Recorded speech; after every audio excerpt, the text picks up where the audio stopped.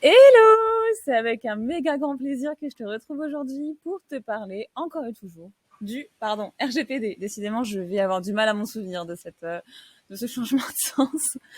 Aujourd'hui, ce que je voudrais qu'on fasse, c'est que je te présente très rapidement les principaux risques du RGPD. Parce que comme tu le sais, le RGPD, c'est un outil, c'est une méthode de travail, c'est toute une série de questions qui te permet de protéger les données personnelles. Ok. Quand on a dit ça, c'est cool, on est content, on sait que ça a des belles valeurs, on sait que ça a du sens, on sait que tout ce qu'on fait, ça nous permet d'être éthique, sincère, transparent, créer de la confiance, donc c'est génial. Mais malgré tout, c'est quand même important, évidemment, de régner par des valeurs et de vouloir être investi pour faire les choses bien, mais c'est aussi important de comprendre les risques et de comprendre les risques pour se dire, pour donner en fait encore plus de sens à pourquoi on fait les choses. Et donc, aujourd'hui, on va se retrouver pour parler des risques, parce que malgré tout, c'est important, comme je t'ai dit, d'en parler. Et donc, du coup, tu vas voir, on va identifier aujourd'hui 3 risques. Ces 3 risques, je les invente pas, c'est ceux du RGPD, c'est ceux de la CNIL, c'est ceux de l'ANSSI. C'est vraiment, en même temps, c'est les risques logiques et pertinents concernant la protection de la donnée personnelle.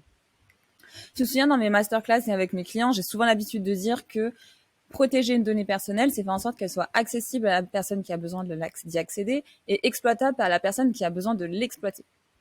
Franchement, jusque-là, simple.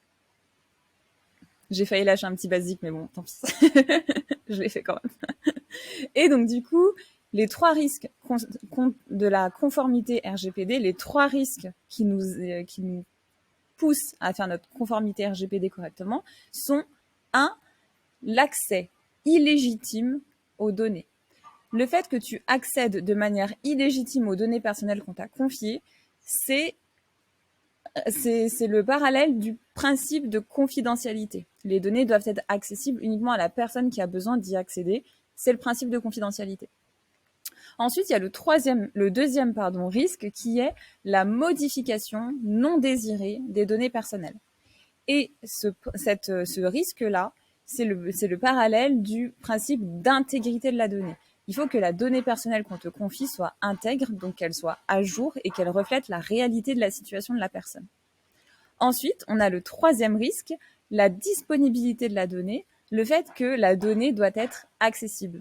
Et c'est souvent pour ça que, évidemment, on fait attention dans moi-même, évidemment, mes consoeurs et mes confrères, dans notre période de conseil, on fait attention de savoir est-ce que la donnée est disponible, que se passe-t-il si la donnée n'est pas disponible, est-ce qu'on a des sauvegardes. Et tu vois, quand on demande de supprimer les données à caractère personnel, les gens pensent souvent à les supprimer dans la base active, ce qui est logique, mais qu'est-ce qu'on fait des données personnelles qui sont des sauvegardes? C'est cadeau, tu vois. Et donc ça, c'est hyper important de penser à ça. Donc en fait, la conformité RGPD, le fait de protéger une donnée à caractère personnel, ça passe par l'anticipation de 3 risques, l'accès illégitime, la modification non désirée et la disparition des données. La disparition non désirée, la disparition des données évidemment non désirées, même si tu sais que j'ai mixé avec la modification non désirée des données. La disparition des données, elle passe beaucoup, l'exemple passait super bien dans le grand public avec les ransomware pour les hôpitaux. T'imagines, on vient bloquer toutes tes données dans ton hôpital, et puis après on te dit si tu veux les récupérer, bah c'est, je ne sais pas, 300 milliards de dollars.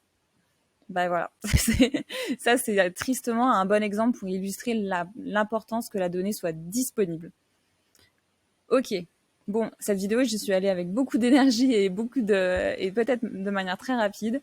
Je t'invite à la revoir tranquillement. Les 3 risques du RGPD, les 3 risques auxquels le RGPD répond et qu'on anticipe avec notre protection des données, c'est l'accès illégitime à la donnée, donc le principe de confidentialité, la modification non désirée des données avec le principe d'intégrité et la disparition des données avec le principe de disponibilité des données. Voilà, j'espère que ça t'a plu. Si tu as des questions, bah, tu sais où me trouver, soit dans les commentaires de cette vidéo, soit dans les commentaires de la vidéo numéro 29, soit sur LinkedIn, soit sur Instagram, soit sur Telegram, soit sur WhatsApp, et soit sur le petit dernier, c'est Trima, une petite application de messagerie sécurisée suisse.